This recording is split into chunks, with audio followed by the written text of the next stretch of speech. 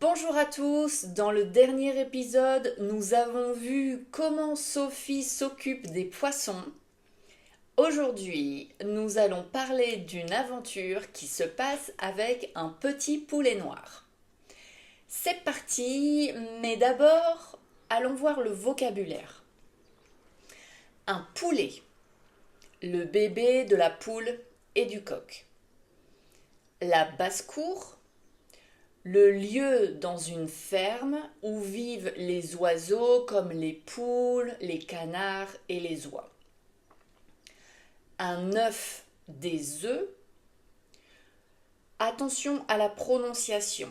Au singulier, on prononce le F, un œuf, mais au pluriel, le F et le S sont muets, des œufs.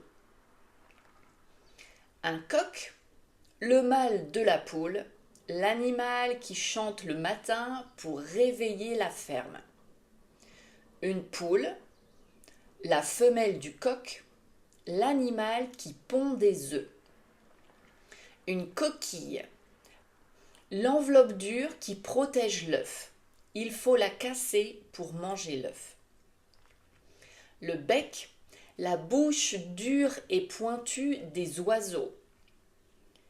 Le poulailler, la petite maison fermée où les poules dorment la nuit pour être en sécurité. Une plaie, une blessure, quand on se fait mal et que la peau est coupée. Une plume, ce qui couvre le corps des oiseaux pour les protéger du froid et leur permettre de voler. Soigner, donner des médicaments ou s'occuper d'un animal ou d'une personne malade ou blessée pour l'aider à guérir. Un vautour, un très grand oiseau sauvage qui mange des animaux morts. Un oiseau, un animal avec des plumes et des ailes qui peut généralement voler. Les griffes, les ongles longs, durs et pointus sur les pattes de certains animaux ou oiseaux. Le poulet noir. Sophie allait tous les matins avec sa maman dans la basse-cour où il y avait des poules de différentes espèces et très belles. Madame de Réan avait fait couver des œufs desquels devaient sortir des poules huppées superbes. Tous les jours, elle allait voir avec Sophie si les poulets étaient sortis de leur œuf. Sophie emportait dans un petit panier du pain qu'elle émiettait aux poules. Aussitôt qu'elle arrivait, toutes les poules, tous les coqs accouraient, sautaient autour d'elle, becquetaient le pain presque dans ses mains et dans son panier. Sophie riait, courait.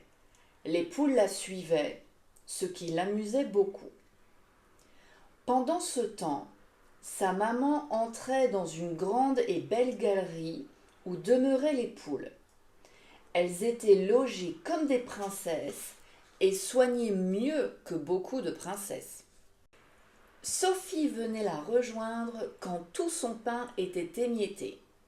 Elle regardait les petits poulets sortir de leurs coquilles et qui étaient trop jeunes encore pour courir dans les champs. Un matin, quand Sophie entra au poulailler, elle vit sa maman qui tenait un magnifique poulet, né depuis 1 heure. Sophie. Ah, le joli poulet, maman! Ses plumes sont noires comme celles d'un corbeau. Madame de Réan. Regarde aussi quelle jolie huppe il a sur la tête. Ce sera un magnifique poulet. Madame de Réan le replaça près de la poule couveuse. À peine l'avait-elle posé que la poule donna un grand coup de bec au pauvre poulet. Madame de Réan donna une tape sur le bec de la méchante poule, releva le petit poulet qui était tombé en criant et le remit près de la poule. Cette fois, la poule, furieuse, donna au pauvre petit 2 ou 3 coups de bec et le poursuivit quand il chercha à revenir. Madame de Réan accourut et saisit le poulet, que la mère allait tuer à force de coups de bec. Elle lui fit avaler une goutte d'eau pour le ranimer. « Qu'allons-nous faire de ce poulet » dit-elle. « Impossible de le laisser avec sa méchante mère, elle le tuerait. Il est si beau que je voudrais pourtant l'élever. » Sophie. « Écoutez, maman, mettez-le dans un grand panier, dans la chambre où sont mes joujoux. Nous lui donnerons à manger, et quand il sera grand, nous le remettrons au poulailler. » Madame de Réan. « Je crois que tu as raison. Emporte-le dans ton panier à pain et arrangeons-lui un lit. » Sophie. « Oh, maman, regardez son cou, il saigne, et son dos aussi. » Madame de Réan. « Ce sont les coups de bec de la poule. Quand tu l'auras rapporté à la maison, tu demanderas à ta bonne du sérat et tu lui en mettras sur ses plaies. » Sophie n'était certainement pas contente de voir des blessures au poulet, mais elle était enchantée d'avoir à y mettre du sérat. Elle courut donc en avant de sa maman, montra à sa bonne le poulet, demanda du sérat et lui en mit des paquets sur chaque place qui saignait. Ensuite, elle lui prépara une pâtée d'œufs, de pain et de lait qu'elle écrasa et mêla pendant 1 heure. Le poulet souffrait, il était triste, il ne voulut pas manger, il but seulement plusieurs fois de l'eau fraîche. Au bout de 3 jours, les plaies du poulet furent guéries et il se promenait devant le perron du jardin. 1 mois après, il était devenu d'une beauté remarquable et très grand pour son âge. On lui aurait donné 3 mois pour le moins. Ses plumes étaient d'un noir bleu très rare, lisses et brillantes comme s'il sortait de l'eau. Sa tête était couverte d'une énorme huppe de plumes noires, orange, bleu, rouge et blanche. Son bec et ses pattes étaient roses, sa démarche était fière, ses yeux étaient vifs et brillants. On n'avait jamais vu un plus beau poulet. C'était Sophie qui s'était chargée de le soigner. C'était elle qui lui apportait à manger.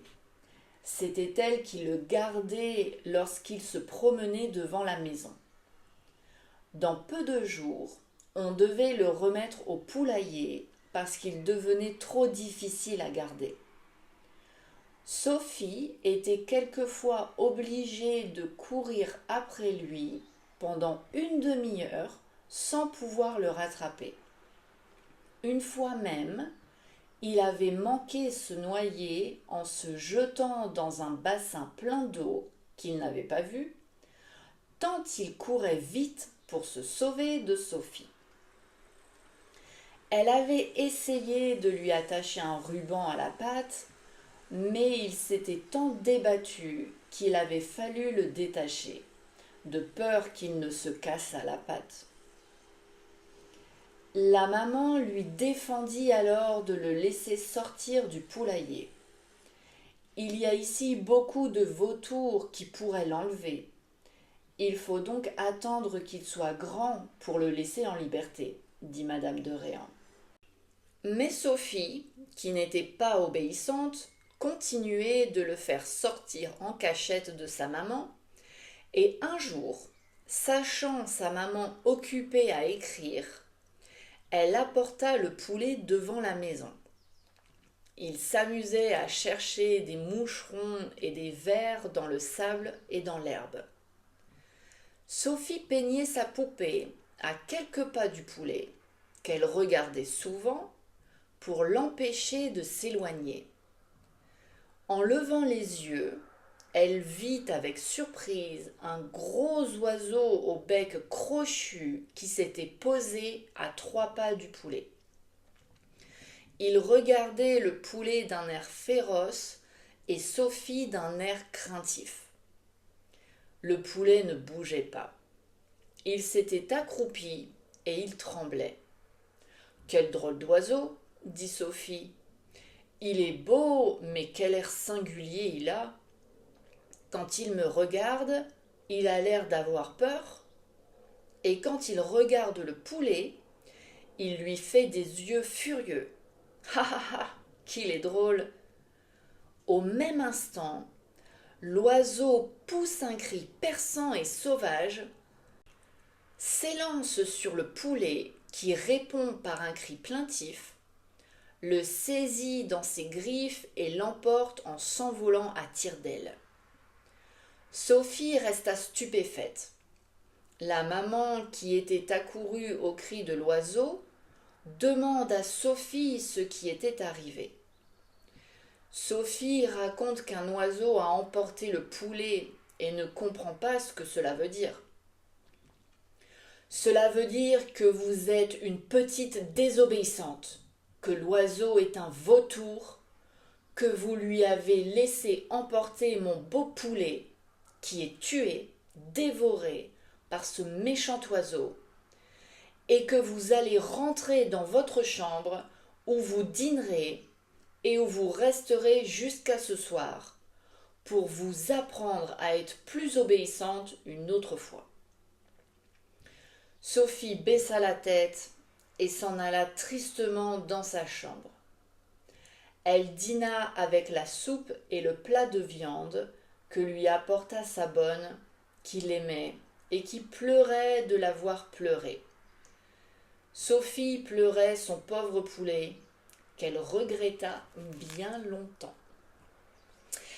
Et toi, qu'est-ce que tu penses de cette histoire ? Est-ce que tu trouves que Sophie est trop cruelle avec les animaux ou est-ce que tu as de la peine pour elle ?